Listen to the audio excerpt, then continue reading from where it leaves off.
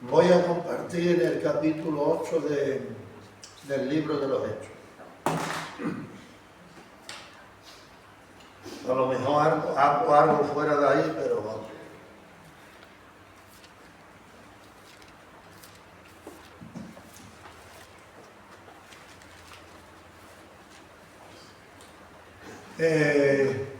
En el capítulo 6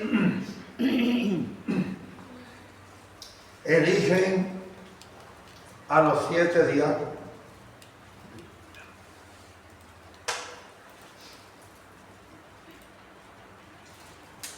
Y qué pronto arrestan a Esteban porque empieza a predicar y obra prodigios, señales, maravillas y fue arrestado porque el gobierno que había allí en aquel entonces, lo mismo político que religioso, pues no le interesaba. No le interesaba, fueron los mismos que mataron a Jesús. De momento que un predicador es usado por Dios así con prodigios, señales, ya tiene problemas, de seguida tiene problemas. De seguida tiene problemas. Y ahí mismo ya la arrestan, y todo el capítulo 7, todo el capítulo 7 es la defensa, se llama el título, la defensa y muerte de Esteban. Yo no voy a predicar en este capítulo, pero para saber por dónde van las cosas. Esteban, a vez de defenderse, trata de acusarlo a ellos de la muerte de Cristo. Él podía haber aprovechado y haberse defendido, pero no lo hizo. No lo hizo, solamente que los acusó de haber matado a Jesús, cuando cita todos los pasajes de Moisés, cuando dijo: el Señor levantará de entre vuestros hermanos a uno semejante a mí, que era Jesús. Él trató todo el tiempo no trató de defenderse.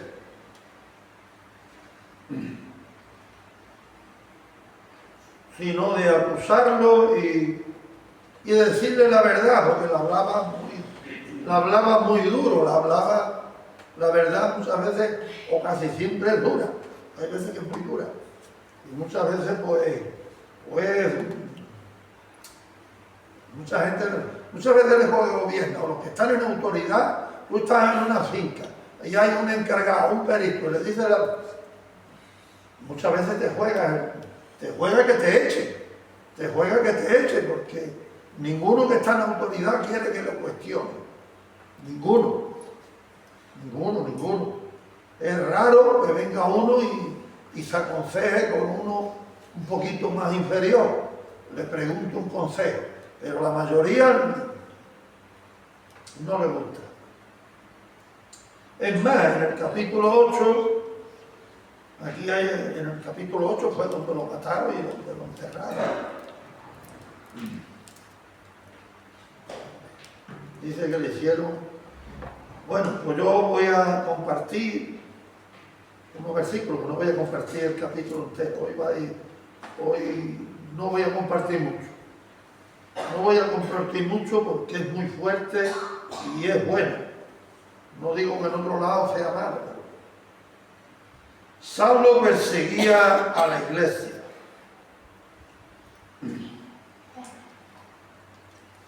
Saulo consentía en su muerte porque él, cuando mataron a Esteban, estaba allí guardando la ropa.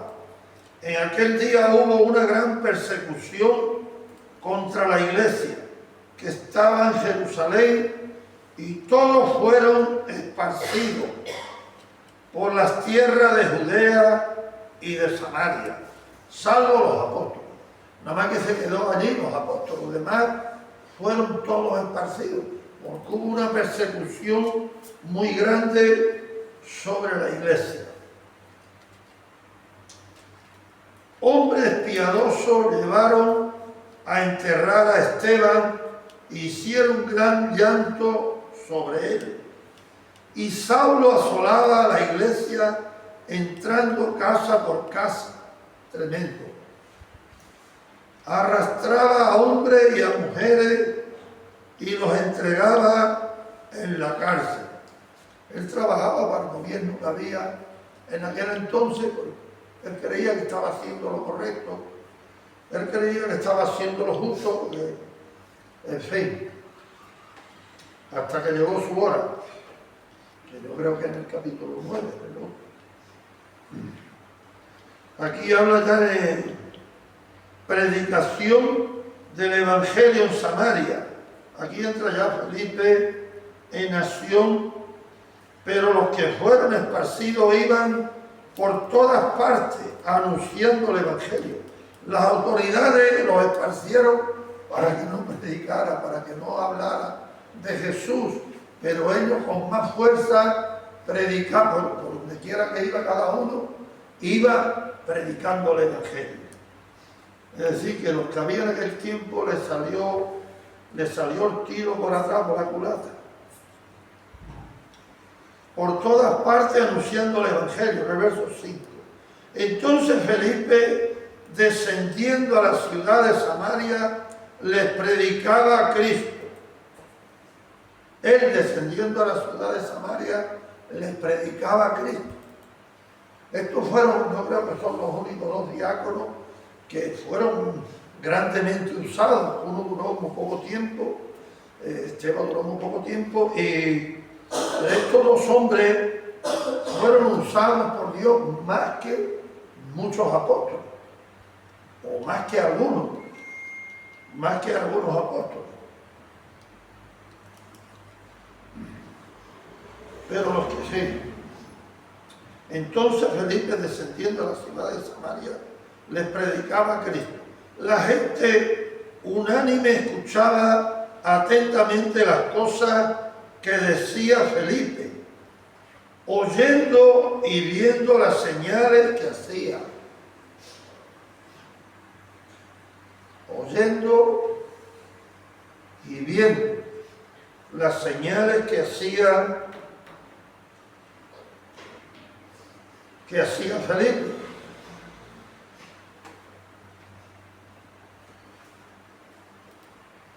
Porque de muchos que tenían espíritus inmundos salían dando grandes voces, y muchos paralíticos y cojos eran sanados. Fue algo muy fuerte. Fue una victoria de la luz sobre las tinieblas. Fue una batalla grandísima de la luz sobre las tinieblas, porque la luz llegó por mano de Felipe, y los que tenían demonios, espíritus inmundos, lo vieron, salían dando grandes voces, los cojos, los paralíticos eran curados, eran sanados. En el verso 8, así que había gran gozo en aquella ciudad. Y ahora vamos a ver porque había gran gozo en aquella ciudad. Es decir, que la gente estaba toda atenta.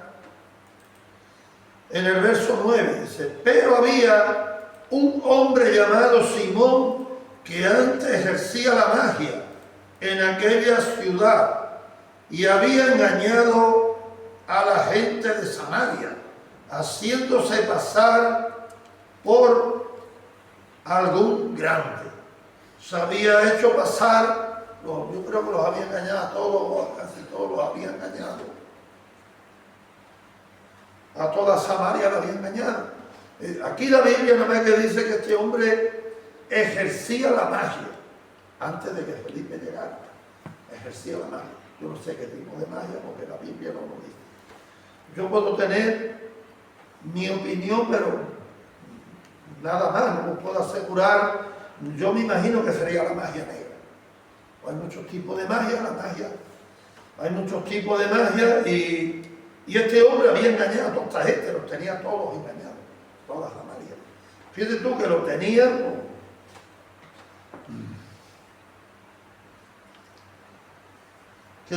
por algún grande.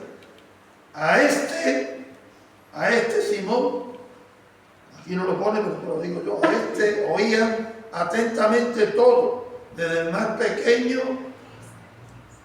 hasta el más grande, diciendo: este es el gran poder de Dios. Fíjate tú, si los tenía engañados, que por las cosas que hacía, los tenía, claro, hipnotizados. Los tenía hipnotizados, que decía: este es el gran poder de Dios.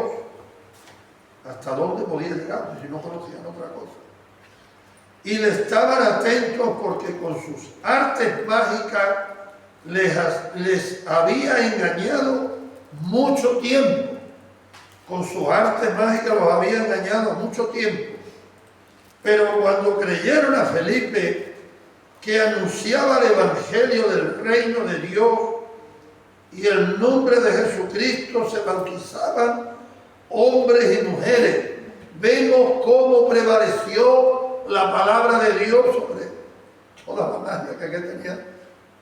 Vemos que cuando la luz llega, se ve. Cuando la luz llega, se ve. Las tinieblas tienen que correr, tienen que irse. Se bautizaban hombres y mujeres. También creyó Simón mismo, y habiéndose bautizado, estaba siempre con Felipe. Y viendo las señales y grandes milagros que se hacían, estaba atónito. Este Simón estaba atónito, porque él había practicado la magia y sabía que lo estaba engañando. Pero cuando vio las señales que Dios hacía por las manos que eran hechas por la persona de Felipe, estaba atónito, no sabía lo que le pasaba, la palabra lo dice,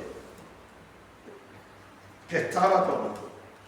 Cuando los apóstoles que estaban en Jerusalén oyeron que Samaria había recibido la palabra de Dios, enviaron allá a Pedro y a Juan.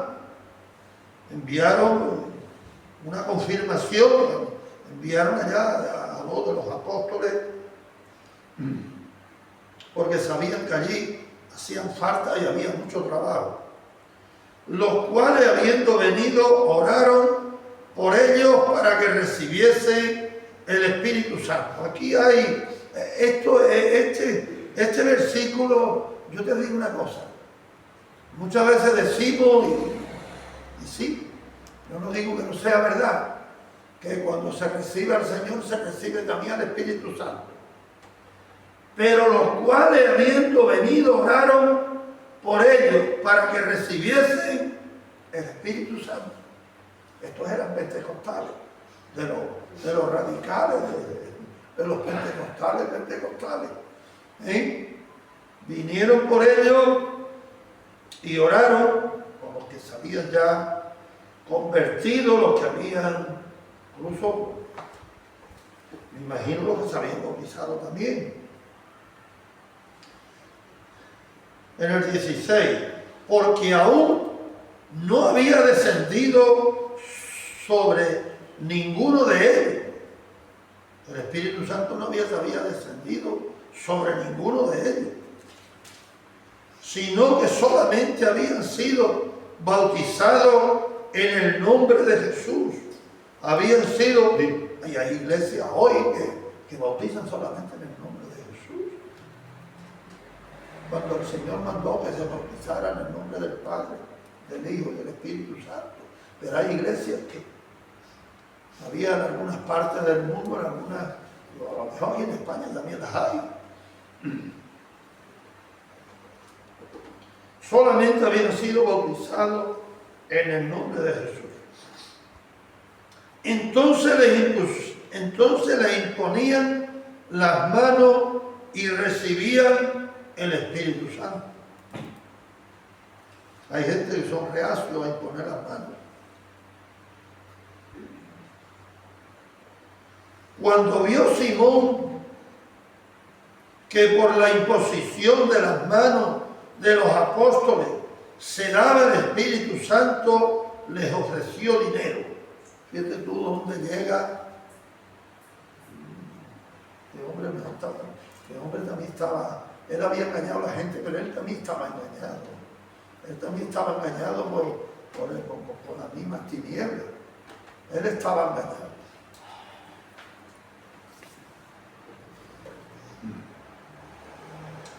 Les ofreció dinero en el 19, diciendo: dadme también a mí este poder para que cualquiera a quien yo pusiere las manos reciba el Espíritu Santo. Quería comprar, él quería comprar el don de Dios, lo quería comprar con dinero, cuando el Espíritu Santo es un don.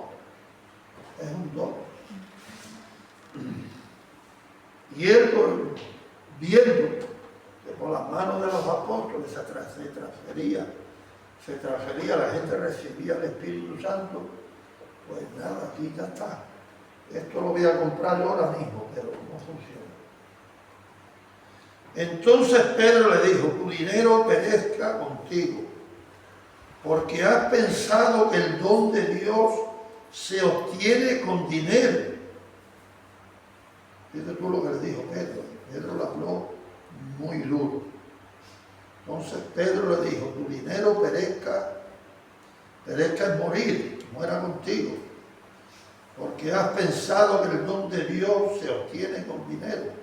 No tienes tu parte ni suerte en este asunto, porque tu corazón no es recto delante de Dios. Nos tenemos que hacer esa pregunta. Yo creo que sí, que esa pregunta es muy bueno que nos la hagamos y le preguntemos a Dios si nuestro corazón es recto delante de Él. Porque el otro día el hermano Nicolás nos aclaró que el corazón no es un músculo, que es lo que tenemos ahí, lo que bombea la sangre, que sí, que es el corazón, pero que el corazón es el centro espiritual, es algo más, es algo más valioso. Es donde también están los pensamientos, donde salen los buenos y los malos. Los buenos y los malos. Una vez decía uno que si quieres saber cómo está, si tú quieres saber cómo está tu corazón, escucha tu boca, escucha tu lengua, lo que sale de la boca.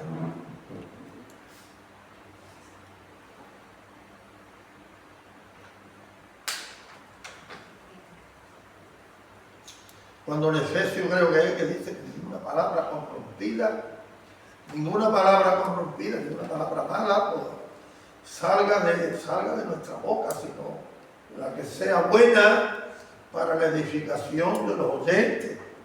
Pero si sale de nuestra boca palabras corrompidas, lo que nos escucha, ¿qué le vamos a decir después? Que el Señor te ama y que ya después no vale que no digamos nada. Ya lo hemos estropeado, ya. Entonces es muy importante lo que salga de nuestra boca, porque dice que de la abundancia del corazón, lo que abunda del corazón habla en nuestra boca. Esa es la abundancia. Yo muchas veces, pues también, a mí me pasa, de verdad que sí. Yo digo: Señor, ayúdame, porque es que mi corazón no está haciendo por lo menos lo resto que debiera de ser. Me falta.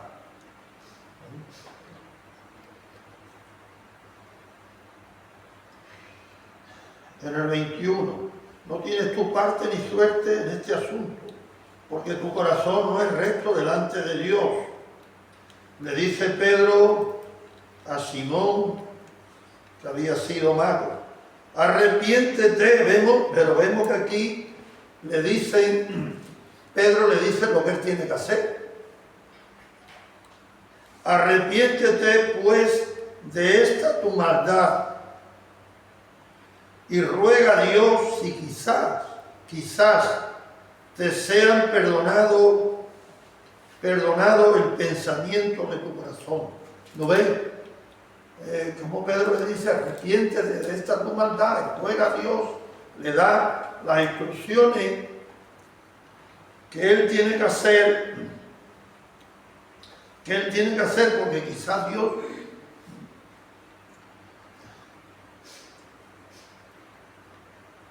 te sea perdonado el pensamiento de tu corazón, porque ese pensamiento que él tenía no era bueno porque yo pienso que él pensaba también lo mismo que ofreció dinero. Yo pienso que él pensaba después con ese don cobrarlo.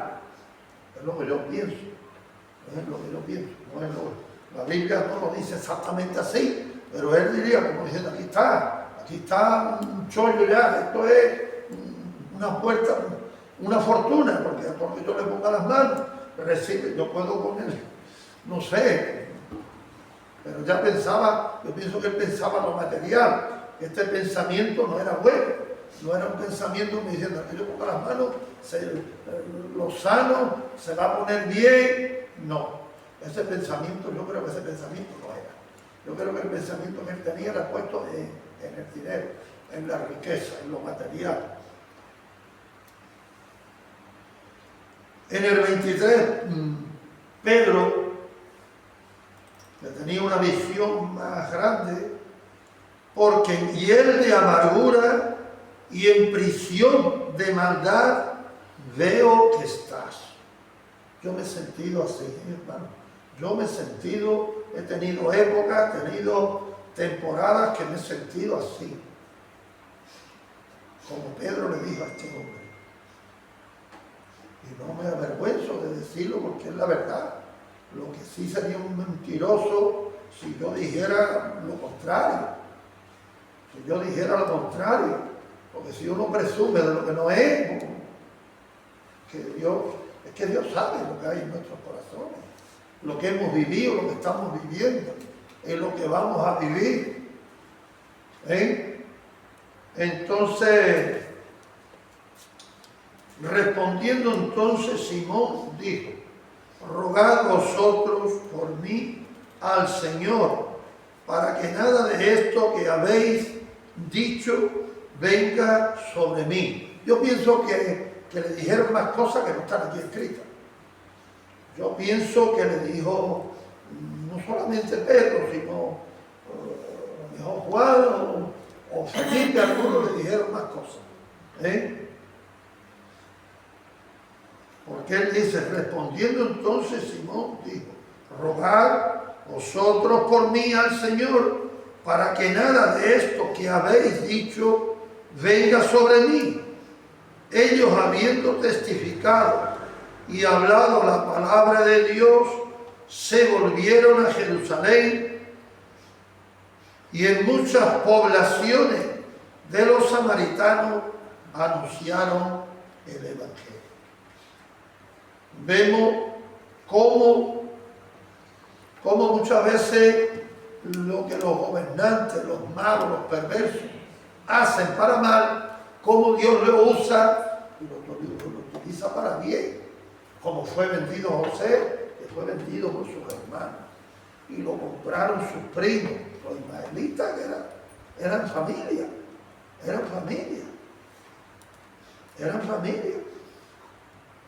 Entonces vemos cómo Dios le da la vuelta, y después cuando José se da a conocer a los hermanos, pues ellos tenían miedo y dicen, ahora que es tan poderoso, que es gobernador de todo Egipto, tenían mucho miedo. Pero él le dice, no, ustedes me enviaste aquí, pero Dios les dio la vuelta para bien, para que ahora su familia no muriera ninguno. Fue para salvar al pueblo de Israel, para salvar a Jacob y a toda su familia. Entonces vemos que muchas veces lo que las tinieblas hacen, Dios le da la vuelta y ¿Cómo lo utilizan? ¿Cómo? Porque fueron esparcidos toda Samaria, todas las poblaciones, pues escucharon la palabra de Dios, escucharon el Evangelio. Y vemos también el triunfo de la luz sobre las tinieblas. Hermanos y hermanas, que Dios bendiga. Hasta aquí llegó esto. Esperemos que si lo vivimos, si lo ponemos en práctica, amén, es muy grande y muy bueno. Amén.